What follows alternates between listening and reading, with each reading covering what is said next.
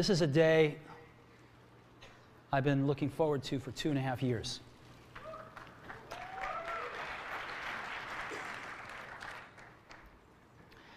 Every once in a while, a revolutionary product comes along that changes everything. And Apple has been, well, first of all, one's very fortunate if you get to work on just one of these in your career. Apple's been very fortunate. It's been able to introduce a few of these into the world. In 1984, we introduced the Macintosh. It didn't just change Apple, it changed the whole computer industry.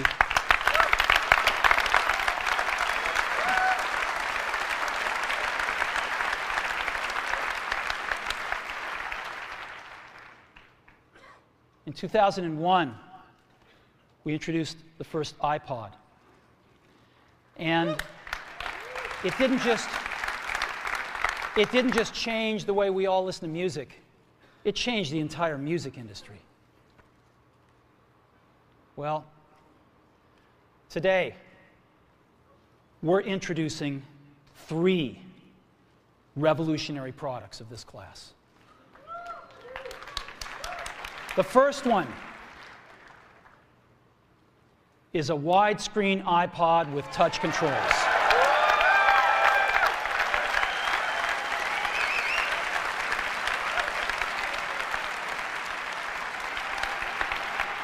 The second is a revolutionary mobile phone.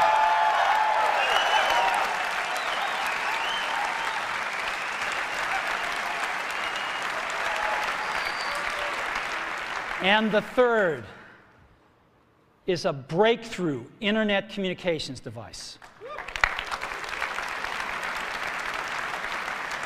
So, 3 things: a widescreen iPod with touch controls, a revolutionary mobile phone, and a breakthrough internet communications device. An iPod, a phone, and an internet communicator. An iPod, a phone. Are you getting it? These are not 3 separate devices. This is one device. And we are calling it iPhone. Today, Apple is going to reinvent the phone. And here it is.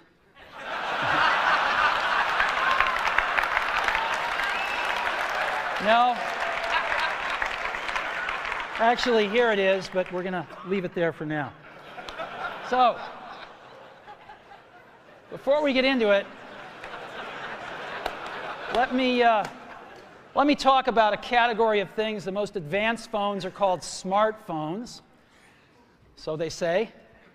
And they typically combine a phone plus some email capability, plus they say it's the internet, sort of the baby internet, into one device, and they all have these plastic little keyboards on them. And the problem is that they're not so smart, and they're not so easy to use. So if you kind of make a Business School 101 graph of the smart axis and the easy-to-use axis, phones, regular cell phones are kind of right there. They're not so smart, and they're not so easy to use. But smartphones are definitely a little smarter, but they actually are harder to use. They're really complicated. Just for the basic stuff, people have a hard time figuring out how to use them. Well, we don't want to do either one of these things. What we want to do is make a leapfrog product that is way smarter than any mobile device has ever been and super easy to use. This is what iPhone is. Okay? So, we're going to reinvent the phone. Now, we're going to start with a revolutionary user interface. Is the result of years of research and development. And, of course, it's an interplay of hardware and software. Now, why do we need a revolutionary user interface? I mean, here's 4 smartphones, right? Motorola Q, the BlackBerry, Palm Treo, Nokia E62, the usual suspects. And what's wrong with their user interfaces? Well, the problem with them is really sort of in the bottom 40 there. It's this stuff right here. They all have these keyboards that are there whether you need them or not to be there.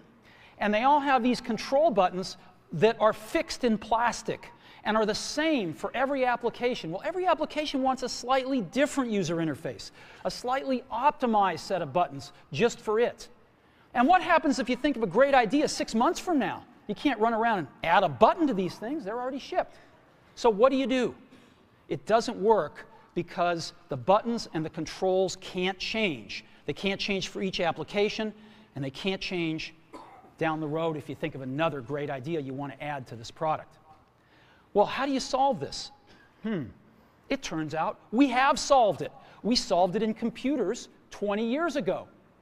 We solved it with a bitmap screen that could display anything we want, put any user interface up, and a pointing device. We solved it with the mouse, right? We solved this problem. So how are we going to take this to a mobile device? Well, what we're going to do is get rid of all these buttons and just make a giant screen. A giant screen. Now, how are we going to communicate this? We don't want to carry around a mouse, right? So what are we going to do? Oh, a stylus, right? We're going to use a stylus. No. No. Who wants a stylus? You have to get them and put them away and you lose them. Yuck. Nobody wants a stylus. So let's not use a stylus. We're going to use the best pointing device in the world. We're going to use a pointing device that we're all born with. We're born with 10 of them. We're going to use our fingers. We're going to touch this with our fingers. And we have invented a new technology called multi-touch, which is phenomenal. It works like magic. You don't need a stylus. It's far more accurate than any touch display that's ever been shipped. It ignores unintended touches. It's super smart. You can do multi-finger gestures on it. And boy, have we patented it.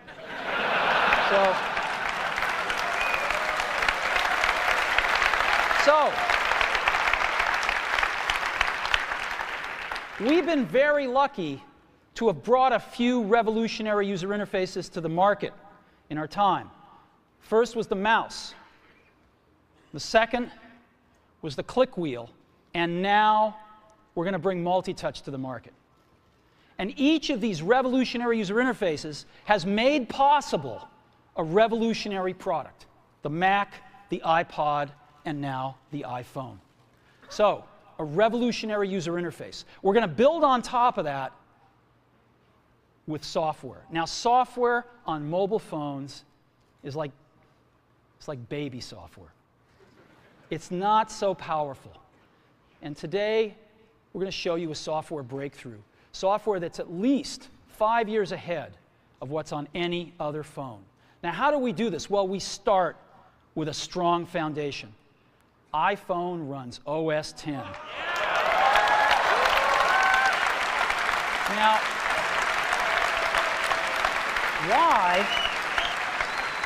why would we want to run such a sophisticated operating system on a mobile device? Well, because it's got everything we need. It's got multitasking. It's got the best networking. It already knows how to power manage. We've been doing this on mobile computers for years. It's got awesome security. And to write apps, it's got everything from Cocoa and the graphics, and it's got core animation built in, and it's got the audio and video that OS X is famous for. It's got all the stuff we want, and it's built right in to iPhone. And that has let us create desktop-class applications and networking, right? Not the crippled stuff that you find on most phones. This is real desktop-class applications. Now, you know, one of the pioneers of our industry, Alan Kay, has had a lot of great quotes throughout the years. And I ran across one of them recently that explains how we look at this, explains why we go about doing things the way we do, because we love software. And here's the quote: people who are really serious about software should make their own hardware. You know? Alan said this 30 years ago, and this is how we feel about it. And so we're bringing breakthrough software to a mobile device for the first time. It's 5 years ahead of anything on any other phone. Third thing I want to talk about a little is design. We've designed something wonderful for your hand. Just wonderful. And this is what it looks like. It's got a 3.5-inch screen on it. It's really big. And it's the highest resolution screen we've ever shipped. It's 160 pixels per inch. Highest we've ever shipped. It's gorgeous. And on the front, there's only one button down there. We call it the home button. It takes you home from wherever you are. And that's it. Now, we've also got some stuff you can't see. We've got 3 really advanced sensors built into this phone. The first one is a proximity sensor. It senses when physical objects get close. So when you bring iPhone up to your ear to take a phone call, it turns off the display and it turns off the touch sensor instantly. Well, why do you want to do that? Well, 1, to save battery, but 2, so you don't get spurious inputs from your face into the touch screen. Just automatically turns them off, take it away, boom, it's back on. So it's got a proximity sensor built in. It's got an ambient light sensor as well. We sense the ambient lighting conditions and adjust the brightness of the display to match the ambient lighting conditions. Again, better user experience, saves power. And the third thing we've got is an accelerometer, so that we can tell when you switch from portrait to landscape. It's pretty cool. I'll show it to you in a minute. So 3 advanced sensors built in. Let's start with the iPod. You can touch your music. You can just touch your music. It's so cool. You got a widescreen video. You can find your music even faster. Gorgeous album art on this display. Built-in speaker, and why not? Cover flow. First time ever on an iPod. And so rather than talk about this some more, let me show it to you. Now here I am. You can see 5 buttons across the bottom. Playlists, artists, songs, videos, and more. I'm in artists right now. Well, how do I scroll through my list of artists? How do I do this? I just take my finger and I scroll. That's it.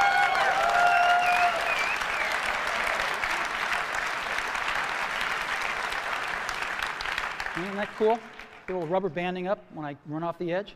I was giving a demo to somebody a little while ago who'd never seen this before inside Apple. And I finished the demo. I said, "What do you think?" They told me this. He said, "You had me at scrolling." So, the iPhone with the most amazing iPod ever, you can now touch your music. So that's the iPod. Now, let's take a look at a revolutionary phone. We want to reinvent the phone. Now, what's the killer app? The killer app is making calls. It's amazing. It's amazing how hard it is to make calls on most phones. Most people actually dial them every time. Most people don't have very many numbers in their address book. They use their recents as their address book, right? How many of you do that? I bet more than a few. So we want to let you use contacts like never before. You can sync your iPhone with your PC or Mac and bring down all your contacts right into your phone. So you've got everybody's numbers with you at all times. We have something that's going to revolutionize voicemail today. We call it visual voicemail. Wouldn't it be great if you had 6 voicemails, if you didn't have to listen to 5 of them first before you wanted to listen to the 6th?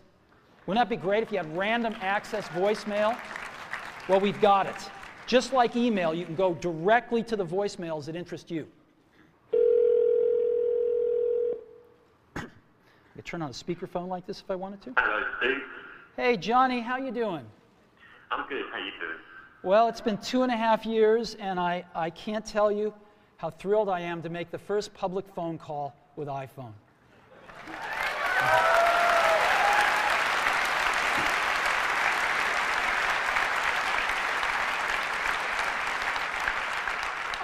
I remember when we first started working on this, and it's just unbelievable. Whoa, whoa, what is this? I've got another call coming in. Johnny, can I put you on hold for a minute? Yeah, sure. Okay. So I put Johnny on hold, and hi, Phil. Oh, Steve, I want you to be the first call. Sorry, Phil. As you can see, it's put Johnny on hold, and Phil, I can just touch Johnny and bring Johnny back. Hey, Johnny, you there? Yeah, I'm here. Hey, listen, Phil called. Do you mind if I conference him in? I guess so. You can see the button has changed to merge calls right there in the middle, so I just pushed that right here, and now I've created a conference call.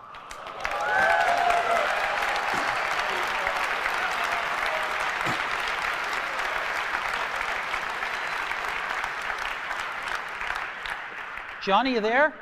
I'm here. Phil, you there? Oh, still hanging on. So here we are. And listen, I got to get back to my keynote. So if I want to do that, what I'm going to do, I just touch this arrow right here. And I'm going to go ahead and take Johnny private here and put Phil on hold. Johnny, do you have anything to say on the first phone call? It's not too shabby, is it? It's not too shabby. You take care, Johnny. I'll see you later. And I end this call, and Phil's on hold. I take him off a hold. Phil, thanks very much. I got to get back to the keynote now. All right, talk to you later. Bye-bye. Bye. Well, this is so cool. This is a collaboration that we've done, which I'll talk more about later. And it allows us to have random access voicemail, go directly to the voicemails we want. So as an example, I come to my voicemail, and I say, oh, there's one by Al Gore. I want to hear that one. I just push it. Hi, Dave, it's Al. Wish I could be there today. I'm here in Nashville training people to give my slideshow. But I wanted to say congratulations on the iPhone. It is unbelievably cool. Good luck with the presentation. Call me later. Now, if I want to call Al back right now, I can just push that call back button. But I want to listen to one from Tim Cook I've got here, so let me listen to Tim. Hi, Steve. It's Tim. I've got the results from last quarter.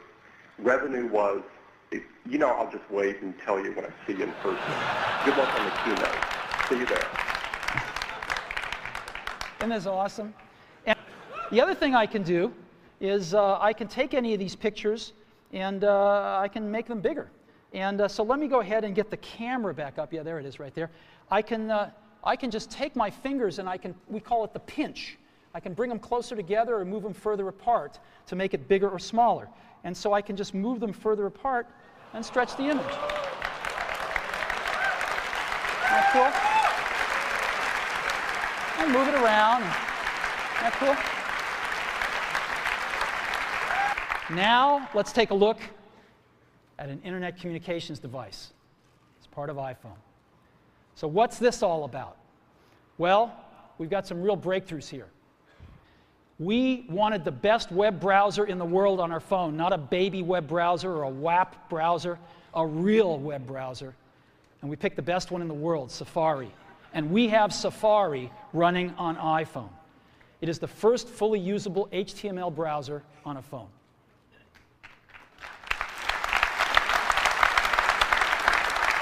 Third,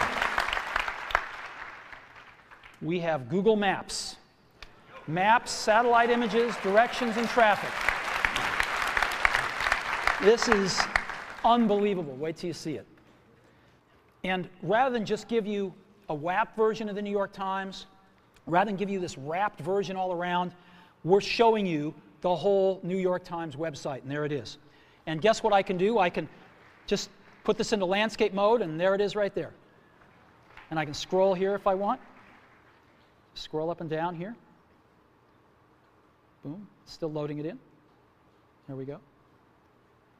Or I can just get back like this. Now, this is really great, and I can see the whole page, but of course I can't read it. It's a little too small. So I can get in with my fingers and pinch it, but we have an optimization here. I can just double tap on anything, and it automatically fills up the screen with it. And I can just scroll around like this and scroll over here, and I can even make this text bigger if I want to. And there it is. Now, you can look at multiple web pages as well. You can have multiple web pages open. So I just push this button in the lower right-hand corner, shrinks it down, and I can add a new page if I want. And I'll go to Amazon here out of my bookmarks. So let's go to Amazon. And I love to go to the DVD section of Amazon and see what DVDs are selling. I like it especially when Disney's are at the top. And so I've got this right here, and I can go back to the New York Times if I want. You know, let's zoom up to that picture so we can all see it. And again, here. Isn't this cool? Just over there and go back to this one. I can get rid of them just by hitting the X. And there we go. Isn't that incredible? If you've ever used what's called a web browser on a mobile phone, you'll know how incredible this is. I hope you never really know, because it's bad out there today. And this is a revolution of the first order, to really bring the real internet to your phone. Now, to conclude with the internet device section here, I want to show you something truly remarkable, which is Google Maps on iPhone.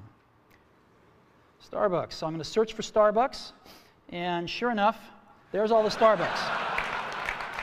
Now, I can get a list of Starbucks here, so I can pick that one if I want, and I can even go look at that Starbucks, and there it is, and let's give them a call.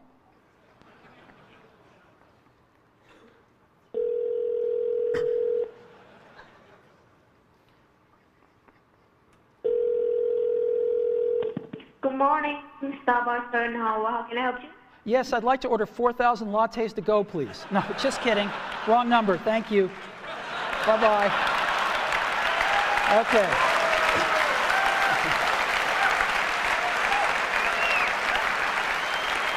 Now, I can zoom in by just, again, pinching if I want to, or I can just double-click to zoom in. And I get just higher and higher resolution versions of the map. So let's go somewhere else here that I've got bookmarked. And let's go to the Washington Monument.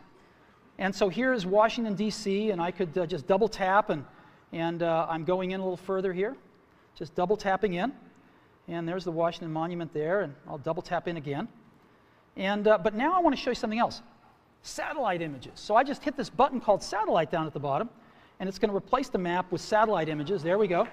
And I can just double tap in, and double tap in again. And let's catching up to me here. There we go. And let's double tap in again. This is the Washington Monument. There we go. Look at this. You see people down there. Whoops. There we go. Yep. Isn't that incredible? Right on my phone. It's unbelievable. So let's go. I've got another one, the Eiffel Tower, which is very cool. I set this one to be, look at this. There's the Eiffel Tower. There's people at the Eiffel Tower, you can see. Look at that. Isn't that incredible? And here, just one last one I have to show you, the Colosseum in Rome. So again, here we are in Rome. Yeah, that's as far as we can go with the map, but we can go a little further with the satellite. There's the Colosseum. There's the Roman Colosseum. Satellite imagery right on the phone. Look at that. And that's the Colosseum. Unbelievable. So, internet communicator, an iPod, and a phone. Let's put them all together and see what you can do in a real-life scenario. So, let's take a look. I want to listen to some music, so I'm going to go into my iPod here. And let's see, in artists, I want to listen to, maybe Red Hot Chili Peppers. I love those guys. And so I'm listening to a song of theirs.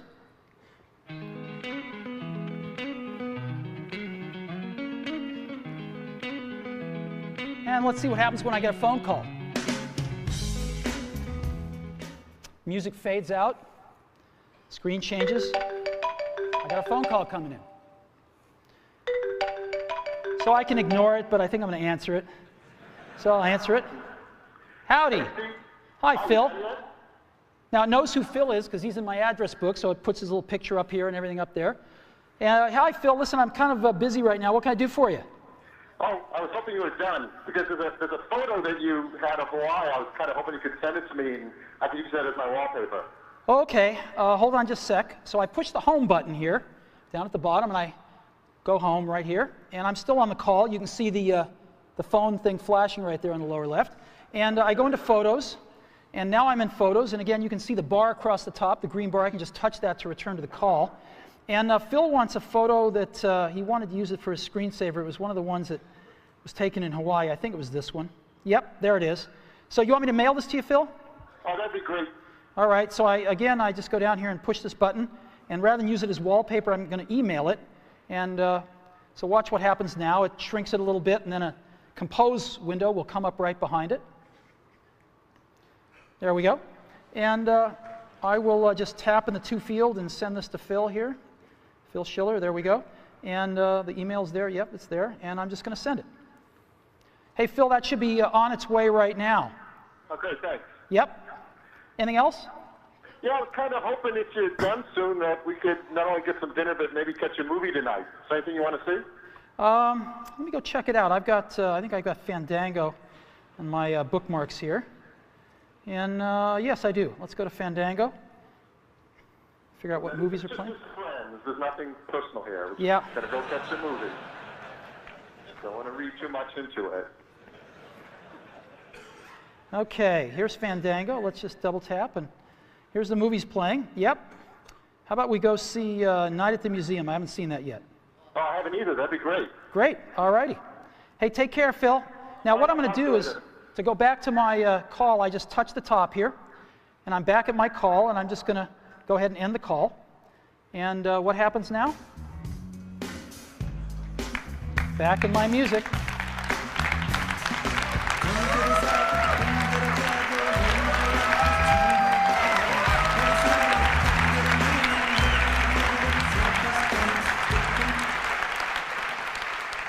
So, this is what it's like when you put it all together. iPhone. Today, Apple is reinventing the phone. Now, how does this stack up? Let's go back to these guys. Let's take a look. Well, these are their home screens. And again, as you recall, this is iPhone's home screen. This is what their contacts look like. This is what iPhone's contacts look like. And again, you just pick one and you see everything about that person, all the information you have. This is what mail looks like on these smartphones. Again, this is what mail looks like on iPhone. You have rich HTML, rich text email. This is what calendars look like on these guys. This is what calendars look like on iPhone. This is what the web looks like. And we tried to make it look as good as we could on these. It usually looks worse, and this is what you get. And of course, this is what you get on iPhone, and you can zoom in and see anything you want. And this is what you get for music players. Nobody really uses them much. And this is what you get on iPhone. So, after today, I don't think anyone's going to look at these phones quite the same way again. Battery life. There's a lot of stuff. A lot of these phones, a lot of these smartphones have pretty low battery lives. We've managed to get 5 hours of battery, and that's for talk time or video or browsing. 5 hours of battery life and 16 hours of audio playback. So that's dramatically better than any of these smartphones. There's a tremendous amount of high technology in iPhone. We've been pushing the state of the art in every facet of this design. So let me just talk a little bit about it here. We've got the multi-touch screen, a first. Miniaturization, more than we've ever done before. A lot of custom silicon. Tremendous power management. OS X inside a mobile device. Featherweight precision enclosures. 3 advanced sensors. Desktop class applications. And of course, the widescreen video iPod. We've been innovating like crazy for the last few years on this. And we filed for over 200 patents for all the inventions in iPhone. And we intend to protect them. So, a lot of high technology. I think we're advancing the state of the art in every aspect of this design. So, iPhone is like having your life in your pocket. It's the ultimate digital device. So, let's take a look at this market and how big it is. My clicker's not working. Oh, there it is. Maybe it is working. So how big is this market? Well, let's take a look. No. All righty.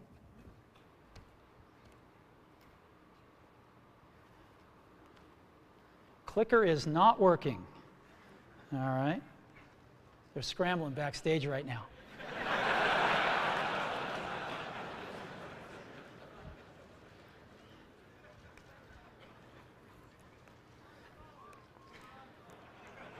You know, when I was in high school, Steve Wozniak and I, mostly Steve, made this little device called a TV jammer. And it was this little oscillator that would put out frequencies that would screw up the TV. And Woz would have it in his pocket, and we'd go into like a dorm at Berkeley where he was going to school, and a bunch of folks would be watching like Star Trek, and he'd screw up the TV, and somebody'd go up to fix it, and just as they had their foot off the ground, he'd turn it back on. And if they put their foot back on the ground, he'd screw up the TV again. And within 5 minutes, he'd have somebody like this for the rest of the Star Trek episode. Okay, so maybe it's working now. Maybe they're going to have to click them for me. So game consoles. 26 million game consoles were sold in 2006 worldwide. Actually, a little smaller than you'd think. It's not such a big market. Digital cameras dwarfed it at 94 million. MP3 players, 135 million. And PCs, about 209. Mobile phones, just about 1 billion last year worldwide. So what does this tell you? What this tells you is that 1% market share equals 10 million units. This is a giant market. If you just 1% market share, you're going to sell 10 million phones. And this is exactly what we're going to try to do in 2008, our first full year in the market, is grab 1% market share and go from there. So we're going to enter a very competitive market, a lot of players. We think we're going to have the best product in the world, and we're going to go for it and see if we can get 1% market share, 10 million units in 2008, and go from there. So today, we've added to the Mac and the iPod, we've added Apple TV, and now iPhone. And you know, the Mac is the only one that you really think of as a computer, right? And so we thought about this and we thought, you know, maybe our name should reflect this a little bit more than it does. So we're announcing today, we're dropping the computer from our name, and from this day forward, we're going to be known as Apple Incorporated to reflect the product mix that we have today.